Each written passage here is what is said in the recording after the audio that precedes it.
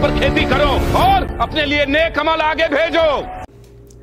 अभी मूवी वाले मौलाना ने कुरान चैप्टर नंबर 2 आयत नंबर 223 में खेती के बारे में जो बताया, उसको हम कुरान की ओरिजिनल टेक्स्ट में रीड करते हैं कि आपकी बीवियां आपके लिए उपजाऊ ज़मीन है, लिहाजा आप अपनी ज़मीन में जैसा चाहे वैसे आएं और मिलजुल कर आगे आने वाली ज़िंदगी, अपनी आखिरत के लिए नेक अमाल आगे भेजें और अल्लाह सुब्हानो तआला का तकवा इख्तियार करें और ये जान लें कि अल्लाह सुब्हानो तआला से मुलाकात होनी है और मोमिनीन को खुशखबरी दे दें।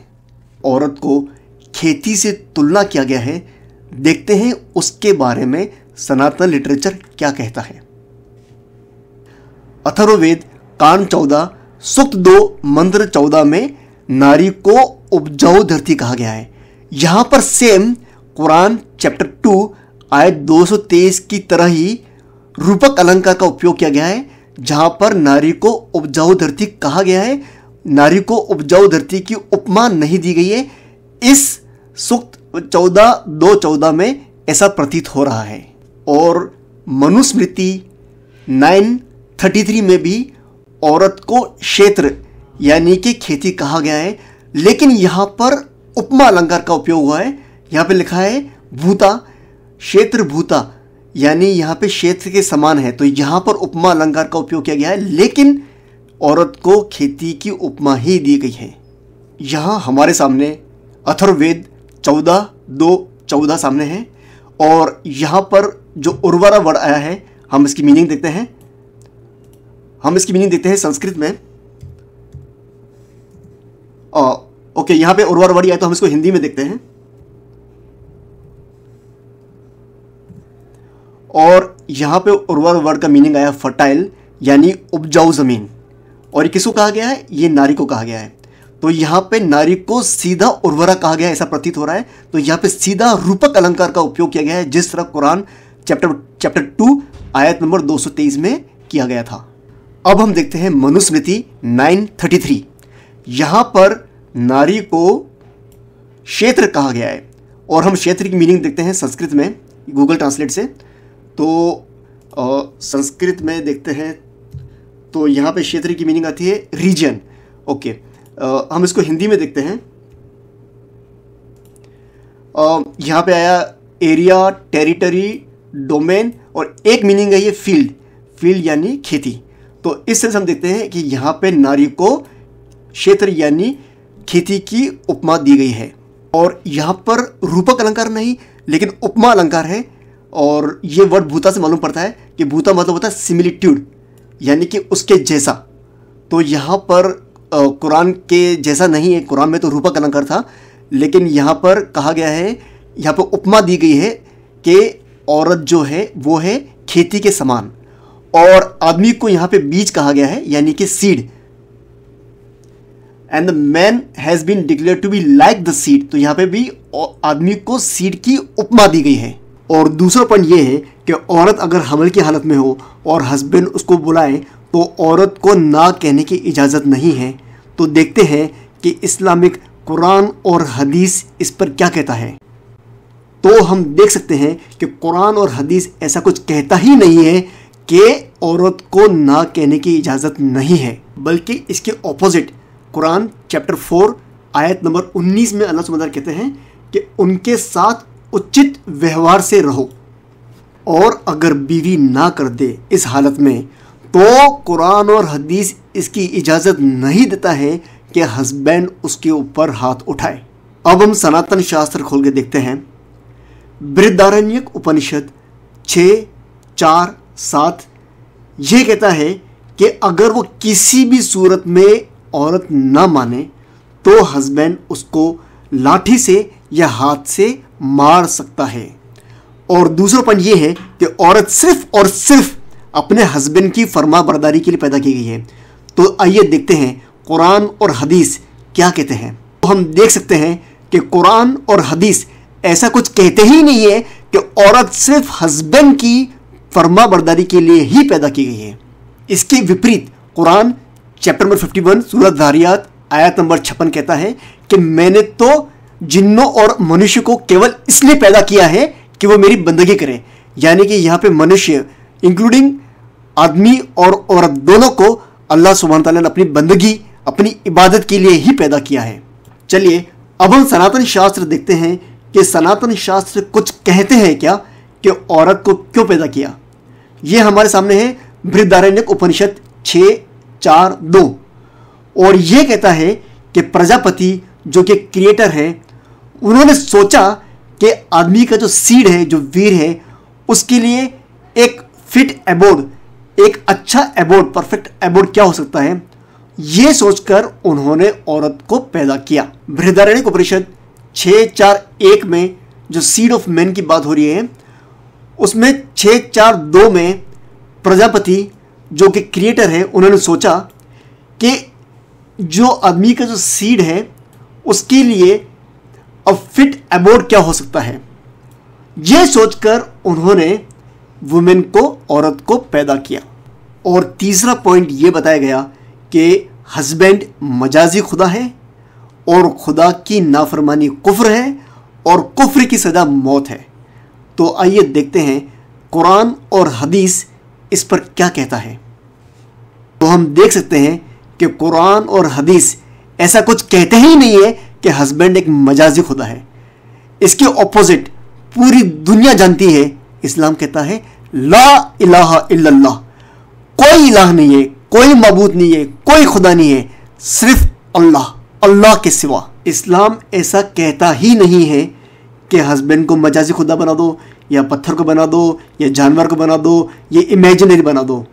इस्लाम क्लियरली कहता है सिर्फ एक खुदा है, अल्लाह। तो चलिए अब देखते हैं कि सनातन शास्त्र कुछ कहते हैं क्या हस्बैंड के बारे में। ओहो, यहां तो क्लियरली कहा गया है देवी भागवतम अध्याय 18 श्लोक 22 और 23 में। श्लोक नंबर 22 कहता है नारीना देवता पति, कि स्त्रियों के लिए उनका पति ही उनका देवता है। सारे हिंदू इस बात को जानते हैं कि सनातनी स्त्री अपने हस्बैंड को देवता मानती है। जो इल्ज़ाम ये लगा रहे हैं कि इस्लाम में हस्बैंड मजाजी खुदा है, जो कुरान और हदीस बिल्कुल नहीं कहते, लेकिन उसके ऑपोजिट सनातनी शास्त्र क्लियरली कहते हैं कि स्त्रियों के लिए उनके पति ही उनके देवता हैं और उनकी पति की पूजा और उपासना सनातन धर्म में की जाती है। नंबर 23 सबसे ज्यादा डेंजरस, सबसे ज्यादा खतरनाक है कि वो वाइफ को परमिशन ही नहीं देता, रूम ही नहीं देता, मार्जिन नहीं देता। वो कहता है पति जैसा भी हो, शुभ काम्य स्त्री को हमेशा उसकी सेवा करती रहनी चाहिए, क्योंकि उसको उसके पति को हर हाल में देवता मानना है। और अगर वो अपने पति के अगेंस्ट चली जाए, चाहे उसका पति अधर्मी ही क्यों ना हो, अगर वो अपने पति के अगेंस्ट चली जाए तो वो खुद अधर्मी बन जाती है। क्योंकि सनातन धर्म के अनुसार औरत का धर्म ही यही है कि वो अपने पति की हर हाल में, हर बात पे उसकी हर आज्ञा का पालन करे। अपना स्वामी ही स्त्री का आराध्य देवता होता है। और चौथा पॉइंट कि औरत शलवार के नारे की तरह है, जब तक अंदर रहेगी तब तक हिफाजत में रहेगी। तो चलिए अब देखते हैं कि क्या कुरान औरत की हिफाजत के बारे में कुछ कहता है। बेशक कुरान कहता है, लेकिन शलवार का नारा नहीं कहता। कुरान चैप्टर 24 सूरह नूर आयत नंबर 31 कहता है औरत के हिजाब के बारे में है। कुरान कहता है कि बिलीविंग वुमेन को अपनी नज़रों की हिफाजत करनी चाहिए, अपने चेस्टिटी की हिफाजत करनी चाहिए और खिमार यूज़ करके अपने शरीर की हिफाजत करनी चाहिए। तो अब देखते हैं कि क्या सनातन शास्त्र औरत की हिफाजत के बारे में कुछ कहता है। तो हम देखते हैं कि सनातन शास्त्र भी कहता है। ऋग्वेद 8:33-19 बेशक कहता है कि नारियों को इस तरह से अपने कपड़े वस्त्र पहनने चाहिए ताकि वो अपने कश्फ को, अपने गुप्त अंगों की हिफाजत कर सके। अधः पश्य स्वमोपरि सन्धरान् पादगौहरा तस्मादेकश प्रगौदृशन्थस्त्रीः ब्रह्मा बभूविता।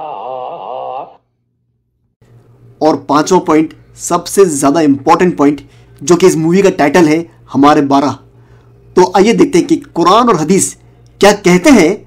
क्या ये कहते हैं कि मुस्लिम को 12 बच्चे पैदा करने चाहिए, या 12 या 10 या 8, या कोई नंबर स्पेसिफाई करता है कुरान हदीस?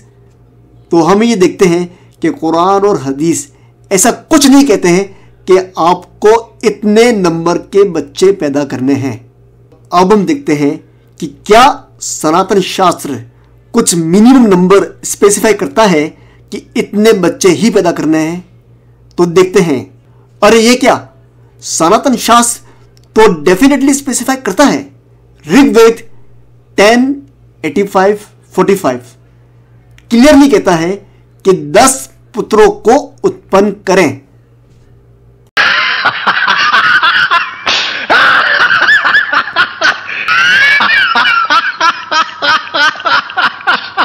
हमारे 12 का रीमेक अधूरा है जब तक कि हमारे 12 का रीटेक दोबारा ना देख ले, जो हमने लास्ट टाइम देखा था।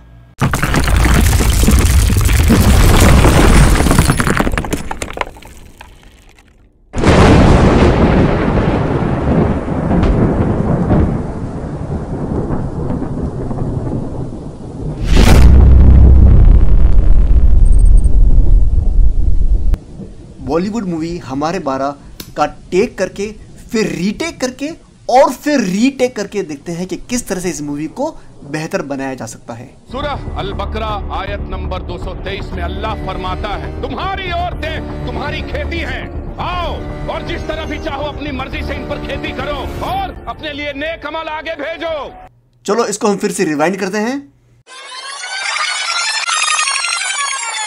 और इस सीन का एक रीटेक लेते हैं। सूरह अल बकरा आयत नंबर 223 में अल्लाह सुब्हानहू व तआला फरमाते हैं कि आपकी बीवियां आपके लिए उपजाऊ जमीन हैं, लिहाजा आप अपनी जमीन में जैसा चाहे वैसे आए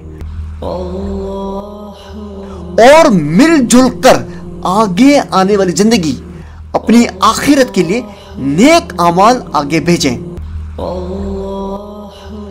और अल्लाह सुब्हानहू तआला का तकवा इख्तियार करें और ये जान लें कि अल्लाह सुब्हानहू तआला से मुलाकात होनी है और मोमिनीन को खुशखबरी दे दें। समझ में आया हुआ क्या? अभी कुरान का जो चैप्टर हम डिस्कस कर रहे हैं, उसी चैप्टर सूरह अल बकरा चैप्टर नंबर 2 आयत नंबर 26 में अल्लाह सुब्हानहू तआला फरमाते हैं कि इस कुरान से अल्लाह सुब्हानहू तआला बहुत से लोगों को हिदायत देते हैं और इसी कुरान से बहुत से लोगों को गुमराह होने देते हैं, लेकिन फासिक के अलावा किसी और को गुमराह नहीं होने देते। और इसका एग्जाम्पल हमारे सामने है। पहले वाले सीन में हमने देखा कि किस तरह मूवी वाले मौलाना खेती वाली आयत नंबर 223 से गुमराह हुए और लोगों को गुमराह भी कर रहे हैं। और रीटेक वाले सीन में हमने देखा कि किस तरह उसी आयत से अल्लाह सुब्हानहू तआला हिदायत भी देते हैं। यह खेती वाली आयत 223 थोड़े में बहुत कुछ कह देने वाली है। इसको एक बार और रिवाइंड करते हैं और एक बार और रीटेक लेते हैं। अऊज़ु बिल्लाहि मिनश शैतानिर रजीम, बिस्मिल्लाहिर रहमानिर रहीम, निसाउकुम हर्सुल लकुम। आपकी बीवियां आपके लिए खेती एक उपजाऊ जमीन है। यहां पर्दे के अंदर गुफ्तगू करके एक सेंसिटिव टॉपिक को एक खूबसूरत अंदाज से बयान किया जा रहा है। यहां 3 चीजें इंपॉर्टेंट है। पहला, आदमी को खेती नहीं कहा गया है, लेकिन औरत को खेती कहा गया है, क्योंकि औरत उर्वरा होती है, न कि आदमी। दूसरा, यहां उपमा अलंकार नहीं बल्कि उससे बढ़कर रूपक अलंकार का उपयोग किया गया है, यानी यहां औरत को खेती की उपमा नहीं दी गई बल्कि औरत को खेती कहा गया है एक परफेक्ट सिमिलैरिटी की वजह से। तीसरा, यहां औरत को बाग नहीं कहा गया है लेकिन खेती कहा गया है। बाग का काम क्या है? सिर्फ खूबसूरती। बाग में तो इंसान थोड़ी देर टहलकर खूबसूरत फूल देखकर चला जाता है। औरत सिर्फ एक जीनत की चीज नहीं दिल बहलाने के लिए कि आदमी दिल बहलाकर चला जाए और बात खत्म। मियां और बीवी का ताल्लुक एक एंटरटेनमेंट का ताल्लुक नहीं है, एक संजीदा ताल्लुक है, एक टेम्पोररी ताल्लुक नहीं है, एक लॉन्ग टर्म ताल्लुक है जिससे बहुत कुछ हासिल करना है दोनों को। खेती का टर्म औरत के लिए डेरोगेटरी टर्म नहीं है, बल्कि औरत के लिए सबसे बेहतरीन ऑनरेबल टर्म है। जिस तरह अल्लाह सुब्हानहू तआला की बनाई हुई जमीन इंसानियत के बका और सर्वाइवल का जरिया है, उसी तरह अल्लाह सुब्हानहू तआला की बनाई हुई औरत इंसानियत के बका का जरिया है। फअतू हर्सकुम अन्ना शि'तुम, लिहाजा आप अपनी जमीन के पास जैसे चाहे वैसे आए। यहां अन्ना वर्ड आया है जिसका एक्सप्लेनेशन इसके पहले वाली आयत 222 में दिया गया है, और वो एक्सप्लेनेशन है मिन हैथो अमरकुमुल्लाह।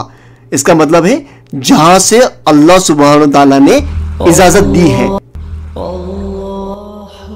बीवी के साथ जिस्मानी ताल्लुक उस तरीके पर कायम करो जिस तरीके पर अल्लाह सुब्हानहू तआला ने इजाजत दी है। जिस ताल्लुक के नतीजे में बच्चा पैदा हो सकता है वही ताल्लुक दुरुस्त ताल्लुक है। वक़द्दिमू लिअन्फुसिकुम, और आगे आने वाली जिंदगी आखिरत के लिए नेक अमाल आगे भेजें, यानी फ्यूचर इन्वेस्टमेंट। बच्चे इस दुनिया का इन्वेस्टमेंट है, लेकिन बच्चे की अच्छी तरबियत आखिरत का इन्वेस्टमेंट है। यह काफी नहीं कि बच्चा पैदा करके छोड़ दो, बल्कि बच्चों की तरबियत पर तवज्जो दो ताकि तुम्हारी नेकियों में इजाफे का जरिया हो। इस तरह आखिरत में जब जाए तो जो नेक अमल भेजे हैं वो वहां पाए, क्योंकि आखिरत में नेक अमल ही काम आने वाले हैं ईमान के बाद। वत्तकुल्लाह वअलमू अन्नकुम मुलाक़ूह, और अल्लाह सुब्हानहू तआला का तक़वा इख्तियार करें और जान ले कि अल्लाह सुब्हानहू तआला से मुलाकात होने वाली है। दुनिया का कोई कानून ताल्लुकात को बेहतर नहीं बना सकता। सिर्फ अल्लाह का खौफ ही है जो मियां बीवी को एक दूसरे पर छोटा सा जुल्म होने से भी रोक देगा। उस अकाउंटेबिलिटी के दिन को याद रखें ताकि आप एक दूसरे पर जरा सा भी जुल्म ना करें। वबश्शिरिल मुमिनीन, और खुशखबरी दे दो मोमिनों को। किस बात की खुशखबरी? कि जब वो अल्लाह सुब्हानहू तआला को मिलेंगे तो अल्लाह उनसे राजी और वो अल्लाह से राजी। इस दुनिया में फेमिनिज्म और कोर्ट के जरिए एक दूसरे के राइट्स तो मांगते रहते हैं, लेकिन अल्लाह सुब्हानहू तआला सिर्फ राइट्स की बात नहीं करते हैं, उससे ज्यादा तकवा की बात भी करते हैं। मियां बीवी दोनों अल्लाह सुब्हानहू तआला से मुलाकात की तैयारी में रहें, क्योंकि इस दुनिया के कोर्ट में तो झूठ चल जाएगा, लेकिन उस दुनिया की कोर्ट में, आखिरत में, अल्लाह के कोर्ट में नेक अमाल, तकवा, कुर्बानी और राइट्स की अदायगी ही काम आएगी।